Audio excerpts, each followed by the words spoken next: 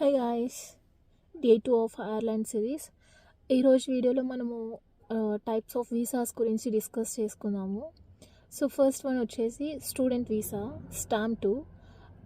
మీరు కనుక ఐర్లాండ్కి మాస్టర్స్ డిగ్రీ కానీ also PhD whatever the course మీ స్టడీస్ కంప్లీట్ చేయడానికి ఐర్లాండ్ వస్తున్నట్లయితే మీకు స్టాంప్ 2 స్టూడెంట్ వీసా అనేది వస్తుంది.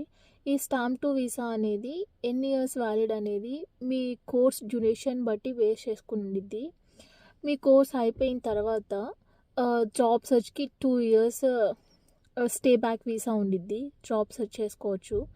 So for example 1 year masters degree తీసుకున్నాము. సో 1 ఇయర్ మాస్టర్స్ డిగ్రీకి ఏమంటే 1 year student visa plus 2 years 1G job వెతుక్కోవడానికి 2 ఇయర్స్ స్టే బ్యాక్ వీసా ఉండిద్ది. అండ్ ఇంకొకటి స్టాంప్ 1 వీసా, మనం ఉన్న కంట్రీ నుంచి ఐర్లాండ్లో జాబ్ చేయడానికి మనం అప్లై చేసుకుంటే మనకి స్టాంప్ 1 వీసా వచ్చింది. ఈ స్టాంప్ 1 మీద ఏమంటే మీరు ఐర్లాండ్కి వచ్చి 21 మంత్స్ మరి ఏ డొమైన్లో అయితే ఈ స్టాంప్ 1 వీసా జాబ్స్ కోసం మీరు అప్లై చేశారో అదే డొమైన్లో వర్క్ చేయాలి.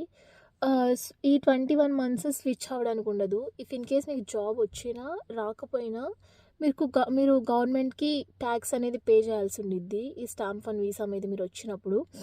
అండ్ ఇఫ్ 21 మంత్స్ తర్వాత మీరు కావాలంటే స్విచ్ అవ్వాలంటే మీరు జాబ్ డొమైన్ మార్చుకోవచ్చు. ఇంకోటి క్రిటికల్స్ visa and generals visa.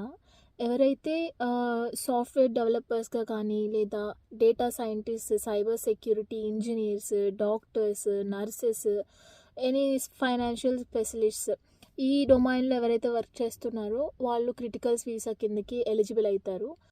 And generals visa వచ్చేసరికి అడ్మినిస్ట్రేటివ్ రోల్స్కి అండ్ సేల్స్ ఎగ్జిక్యూటివ్స్కి లేదా హాస్పిటాలిటీకి ఇట్లా కొన్ని డొమైన్స్లో వాళ్ళకి జనరల్స్ వీసా అనేది ఎలిజిబుల్ అవుతుంది.